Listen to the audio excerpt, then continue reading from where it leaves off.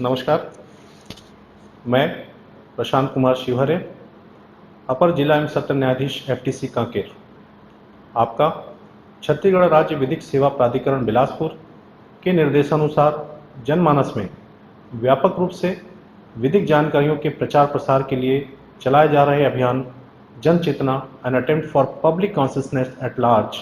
में हार्दिक स्वागत करता हूँ। इस अभियान के अंतर्गत मुझे आवंटित विषय बच्चों की तस्करी के खतरे और उन्हें रोकने के लिए कानून में दिए गए दंड के प्रावधान तथा बच्चों की तस्करी की किसी घटना के संबंध में विधिक उपचार कैसे प्राप्त किया जा सकता है, इस पर मैं आपसे कानूनी जानकारी इस वीडियो के माध्यम से साझा कर रहा हूं। इस वीडियो का उद्देश्य आम नागरिकों के बीच विधि की मूलभूत जानकारी का सरल भाषा में अधिक से अधिक प्रचार प्रसार करना है,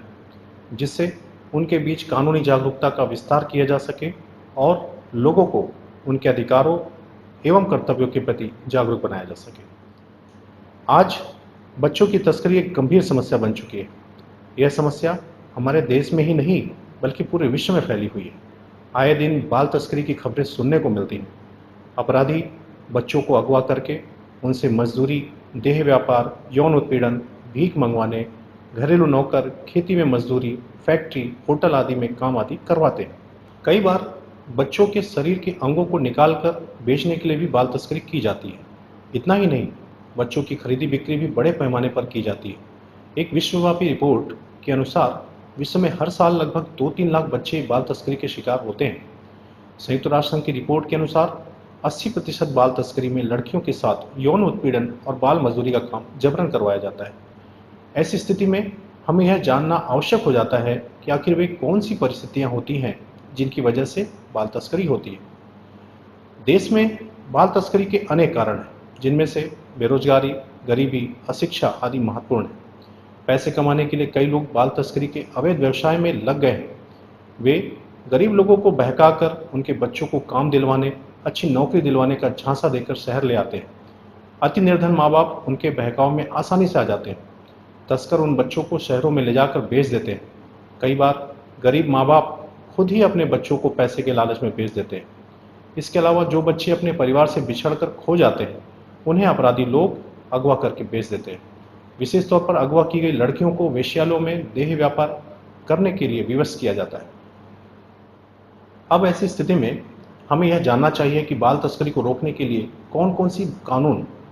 हमारी सहायता करते हैं और उनमें कौन कौन से दंड के प्रावधान दिए गए। इस संबंध में मैं सर्वप्रथम भारतीय दंड संहिता 1860 के अंतर्गत दिए गए विभिन्न प्रावधानों के बारे में आपका ध्यान आकर्षित करना चाहता हूं। इस अधिनियम के अंतर्गत बच्चों के व्यपहरण करने, विकलांग करने, भीख मांगने के लिए लेकर जाने, उनका दुर्व्यवहार करने तथा बलात्संग किए जाने आदि के संबंध में विभिन्न प्रावधान दिए गए, जिनमें से महत्वपूर्ण धारा 363 क के उपखंड 1 के अनुसार किसी अवयस्क बच्चे, जिसमें लड़के की दशा में 16 वर्ष से कम आयु और लड़की की दशा में 18 वर्ष से कम आयु के बच्चे का भीख मांगने के उद्देश्य से नियोजित किया जाना या उसका प्रयुक्त किया जाना, ऐसे अपराध में अधिकतम 10 वर्ष का कारावास और जुर्माने का प्रावधान दिया गया है। इसी धारा के उपधारा 2 में किसी अवयस्क बच्चे को भीख मांगने के उद्देश्य से विकलांग किए जाने पर आजीवन कारावास और जुर्माने का प्रावधान दिया गया है। भारतीय दंड संहिता की धारा 366 क के अनुसार 18 वर्ष से कम आयु की अवयस्क लड़की को अन्य व्यक्ति से अयुक्त संभोग करने के लिए विवश या विलुप्त करने के आशय से उसे किसी स्थान से जाने को या कोई कार्य करने को किसी भी साधन द्वारा यदि उत्प्रेरित किया जाता है, तब उस स्थिति में अधिकतम 10 वर्ष का कारावास और जुर्माने का दंडादेश दिया गया है। इसी प्रकार धारा 369, जिसमें 10 वर्ष से कम आयु के बच्चे के शरीर पर से कोई चल संपत्ति को बेईमानी से लेने हेतु व्यपहरण या अपहरण किए जाने की स्थिति में अधिकतम 7 वर्ष का कारावास और जुर्माने का प्रावधान है। धारा 370 की उपधारा 4 के अनुसार किसी अवयस्क बच्चे का दुर्व्यवहार या तस्करी करना, ऐसे अपराध के लिए न्यूनतम 10 वर्ष का कठोर कारावास से लेकर आजीवन कारावास तक और जुर्माने तक के दंड से दंडित किए जाने का प्रावधान है। ऐसा ही धारा 370 की उपधारा 5 में प्रावधानित है, जिसके अनुसार जहां पर एक से अधिक अवयस्क बच्चों को उनकी तस्करी की गई हो, वहां पर न्यूनतम 14 वर्ष का कठोर कारावास से लेकर अधिकतम आजीवन कारावास और जुर्माने से दंडित किए जाने का प्रावधान दिया गया है। इसी प्रकार भारतीय दंड संहिता की धारा 370 की उपधारा 6 के अनुसार जब किसी अवयस्क बच्चे का एक से अधिक अवसरों पर तस्करी की जाती है, तब उस स्थिति में ऐसे अपराधी व्यक्ति को आजीवन कारावास की सजा और जुर्माना से दंडित किया जा सकता है। उसके आजीवन कारावास के अंतर्गत उसका शेष प्राकृतिक जीवन काल माना जाएगा। भारतीय दंड संहिता की धारा 370 का के अनुसार किसी अवयस्क बच्चे का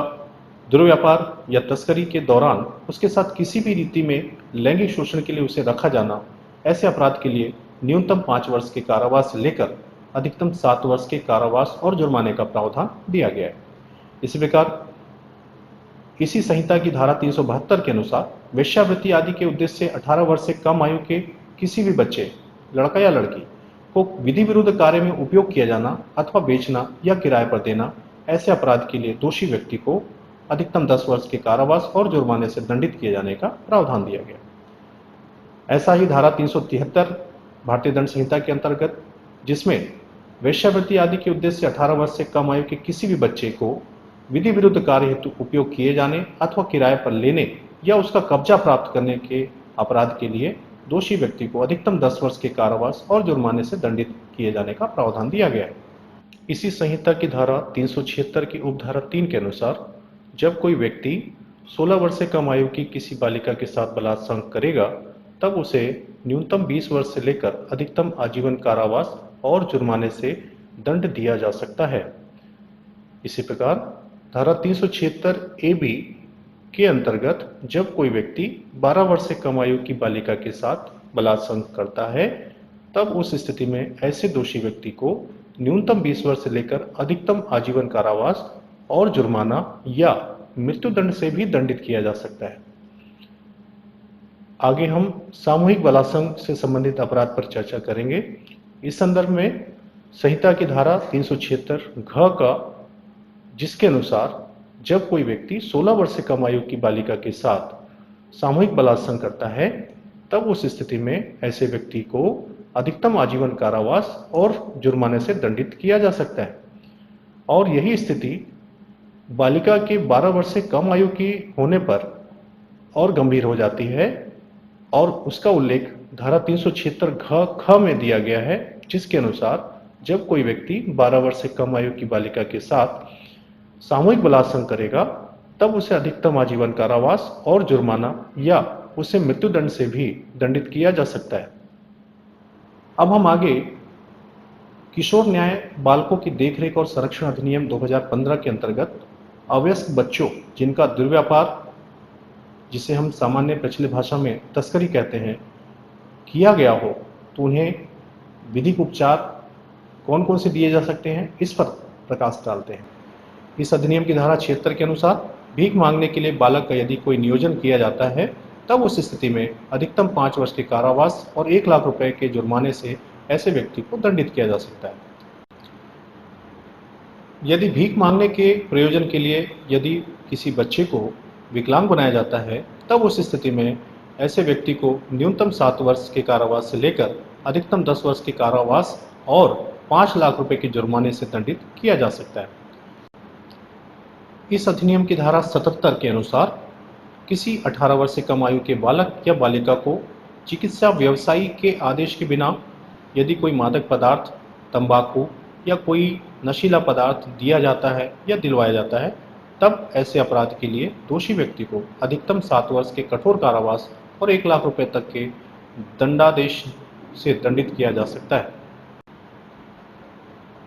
इसी प्रकार इस अधिनियम की धारा 78 के अनुसार जब किसी 18 वर्ष से कम आयु के बालक या बालिका को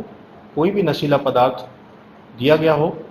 या उसके क्रय विक्रय या पूर्ति के लिए उसका इस्तेमाल किया गया हो, तो उसे अधिकतम 7 वर्ष के कठोर कारावास और 1 लाख रुपए के जुर्माने से दंडित किया जा सकता है।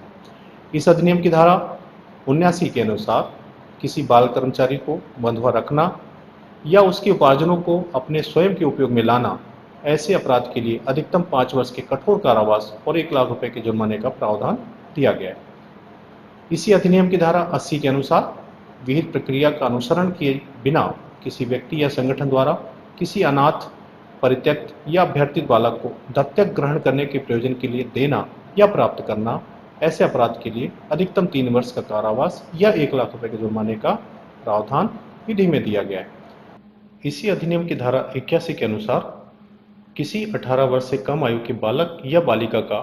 किसी प्रयोजन के लिए क्रय या विक्रय करना या उसे प्राप्त करना, ऐसे अपराध के लिए दोषी व्यक्ति को अधिकतम 5 वर्ष के कारावास और 1 लाख रुपए जुर्माने से दंडित किया जा सकता है। और जहां ऐसा अपराध बालक का वास्तविक भार साधन रखने वाले किसी व्यक्ति द्वारा या किसी अस्पताल या परिचर्या गृह या प्रसूति गृह द्वारा या उनके कर्मचारियों के द्वारा किया जाता है, तब उस स्थिति में ऐसे अपराध के लिए न्यूनतम 3 वर्ष के कारावास से लेकर अधिकतम 7 वर्ष के कारावास का प्रावधान विधि में दिया गया है। इसी अधिनियम की धारा 83 की उपधारा 1 के अनुसार उग्रवादी समूहों या अन्य वयस्कों द्वारा अवयस्क बच्चों को भर्ती करने और उपयोग में लाए जाने की स्थिति में अधिकतम 7 वर्ष का कठोर कारावास और 5 लाख रुपए जुर्माने का प्रावधान दिया गया है। इस अधिनियम की धारा 83 की उपधारा 2 के अनुसार कोई वयस्क या कोई वयस्क समूह अवयस्क बच्चों को किसी गैंग के रूप में अवैध कार्यकलापों के लिए उपयोग में यदि लाता है, तब उसे अधिकतम 7 वर्ष के कठोर कारावास और 5 लाख रुपए के जुर्माने से दंडित किया जा सकता है। आइए अब आगे चर्चा करें, जहां बाल तस्करी का शिकार किसी बच्चे के साथ लैंगिक अपराध होता है, वहां ऐसे बच्चे के प्रति अपराध करने वाले व्यक्ति को लैंगिक अपराधों से बालकों का संरक्षण अधिनियम 2012 के अंतर्गत विभिन्न अपराधों के लिए भिन्न भिन्न दंड दिए जाने का प्रावधान दिया गया है, जिनका मैं आगे आपके समक्ष विवरण प्रस्तुत करने जा रहा हूं। इस अधिनियम की धारा 4 के अनुसार जहां कोई व्यक्ति 18 वर्ष से कम आयु के बच्चे के साथ प्रवेशन लैंगिक हमला करता है, तब उस स्थिति में उसे न्यूनतम 10 वर्ष से लेकर अधिकतम आजीवन कारावास और जुर्माने से दंडित किया जा सकता है। इसी अधिनियम की धारा 6 के अनुसार जहां कोई व्यक्ति 18 वर्ष से कम आयु के बच्चे के साथ एक से अधिक बार बलात्संग करता है, जिसे इस अधिनियम में गुरुतर प्रवेशन लैंगिक हमला परिभाषित किया गया है, ऐसे अपराध के लिए ऐसे दोषी व्यक्ति को न्यूनतम 20 वर्ष से लेकर अधिकतम आजीवन कारावास और जुर्माने से दंडित किया जा सकता है। इसी अधिनियम में धारा 8 के अनुसार जहां कोई व्यक्ति 18 वर्ष से कम आयु के बच्चे के साथ लैंगिक हमला करता है, तब उसे न्यूनतम 3 वर्ष से लेकर अधिकतम 5 वर्ष के कारावास और जुर्माने से दंडित किया जा सकता है। इसी अधिनियम की धारा 10 के अनुसार जहां कोई व्यक्ति 18 वर्ष से कम आयु के बच्चे के साथ गुरुतर लैंगिक हमला करता है, तब उसे न्यूनतम 5 वर्ष से लेकर अधिकतम 7 वर्ष के कारावास और जुर्माने से दंडित किया जा सकता है। इस अधिनियम की धारा 12 के अनुसार जहां कोई व्यक्ति 18 वर्ष से कम आयु के बच्चे के साथ लैंगिक उत्पीड़न करता है, तब ऐसे व्यक्ति को 3 वर्ष के कारावास और जुर्माने से दंडित किया जा सकता है। इसी पॉक्सो एक्ट की धारा 14 में यह बताया गया है कि जो कोई किसी बच्चे को मीडिया, जिसमें टेलीविजन या चैनल या इंटरनेट या कोई अन्य इलेक्ट्रॉनिक माध्यम से प्रसारित कार्यक्रम या विज्ञापन में लैंगिक प्रतोषण करता है, तब उस स्थिति में उसे न्यूनतम 5 वर्ष से लेकर अधिकतम 7 वर्ष के कारावास से दंडित किया जा सकता है। अब मैं आपके सामने बाल श्रम से जुड़े हुए कानूनी जानकारी को साझा करने जा रहा हूं। जहां किसी बाल तस्करी के शिकार 14 वर्ष से कम आयु के बच्चे से मजदूरी कराया जाता है, तब उस स्थिति में ऐसी मजदूरी का कार्य बालक और कुमार श्रम प्रतिषेध विनियमन अधिनियम 1986 की धारा 3 की उपधारा 1 के अनुसार प्रतिबंधित होता है। और यदि ऐसे बच्चों से मजदूरी कराई जाती है, तब ऐसी स्थिति में मजदूरी कराने वाले व्यक्ति को न्यूनतम 6 माह की कारावास से लेकर अधिकतम 2 वर्ष के कारावास या न्यूनतम 20,000 रुपये से लेकर अधिकतम 50,000 रुपये के जुर्माने से दंडित किए जाने का प्रावधान दिया गया है। इसी प्रकार जहां किसी बाल तस्करी के शिकार 18 वर्ष से कम आयु की लड़की का वयस्क पुरुष से बाल विवाह करा दिया जाता है, तब ऐसे वयस्क पुरुष को बाल विवाह प्रतिषेध अधिनियम 2006 की धारा 9 के अनुसार 2 वर्ष के कठोर कारावास या 1 लाख रुपए तक के जुर्माने से दंडित किए जाने का प्रावधान दिया गया है, और ऐसा विवाह उस लड़की के विकल्प शून्य करनी भी होगा। इसी प्रकार अनैतिक व्यापार निवारण अधिनियम 1956 के अंतर्गत जहां किसी बाल तस्करी के शिकार 16 वर्ष से कम आयु के बच्चे को वेश्यावृत्ति के लिए उत्प्रेरित किया जाता है या ले जाया जाता है, वहां ऐसे अपराधी को न्यूनतम 7 वर्ष के कठोर कारावास से लेकर आजीवन कारावास के दंड से दंडित करने का प्रावधान है। और जहां ऐसे पीड़ित बच्चे की उम्र 16 वर्ष से अधिक किंतु 18 वर्ष से कम है, तब उससे वेश्यावृत्ति कराने के अपराध के लिए संबंधित अपराधी को न्यूनतम 7 वर्ष के कारावास से लेकर अधिकतम 14 वर्ष के कारावास से दंडित किए जाने का प्रावधान उपरोक्त अधिनियम में दिया गया है। अब हम आगे इस विषय पर चर्चा करते हैं कि बाल तस्करी रोकने के लिए विधिक उपचार कैसे प्राप्त किए जा सकते हैं। इस संबंध में मैं बताना चाहूँगा कि जब भी किसी व्यक्ति को बाल तस्करी की जानकारी मिलती है, तो उसकी सूचना उसे निकटवर्ती पुलिस थाने में अविलंब देनी चाहिए। बाल तस्करी के शिकार यदि कोई 18 वर्ष से कम आयु की बालिका है, तो उसकी सूचना जिला महिला एवं बाल विकास अधिकारी या परियोजना अधिकारी या सखी वन स्टॉप सेंटर की पर्यवेक्षक अथवा आंगनबाड़ी कार्यकर्ता को भी अविलंब दी जा सकती है। इसी प्रकार अनाथ अथवा गुमशुदा बच्चों तथा बाल श्रम या अन्य किसी अपराध में नियोजित बच्चों की तत्काल सूचना चाइल्ड हेल्पलाइन नंबर 1098 में फ़ोन करके अविलंब दिया जाना चाहिए, जिससे उनको तुरंत सहायता प्रदान की जा सके। इस संबंध में प्रत्येक जिले के जिला विधिक सेवा प्राधिकरण के कार्यालय को भी सूचना दी जा सकती है। बाल तस्करी के शिकार 18 वर्ष से कम आयु के बच्चे जिन्हें देखरेख व संरक्षण की आवश्यकता हो, उन्हें जिला महिला एवं बाल विकास अधिकारी के माध्यम से बाल गृह में प्रवेश दिलाने हेतु संपर्क किया जाना चाहिए, जिससे उन्हें स्वस्थ वातावरण उपलब्ध हो सके और उनका पालन पोषण संभव हो सके। जहां किसी बाल तस्करी का शिकार 14 वर्ष से कम आयु के बच्चे से मजदूरी कराई जा रही हो, वहां जिले के श्रम अधिकारी को इसकी सूचना दी जानी चाहिए। बाल तस्करी रोकने और बाल तस्करी के शिकार बच्चों को विधिक सहायता प्रदान करने के लिए हमारे उत्तर बस्तर कांकेर के जिला विधिक सेवा प्राधिकरण के टोल 07868 222 में फ़ोन करके संपर्क किया जा सकता है। साथ ही इस संबंध में प्रत्येक निकटवर्ती जिले के विधिक सेवा प्राधिकरण से भी संपर्क किया जा सकता है। और इस संबंध में छत्तीसगढ़ राज्य विधिक सेवा प्राधिकरण के टोल फ्री नंबर 1800-233-2528 के जरिए भी विधिक सहायता प्राप्त की जा सकती है। अंत में मैं यही कहना चाहता हूँ कि बाल तस्करी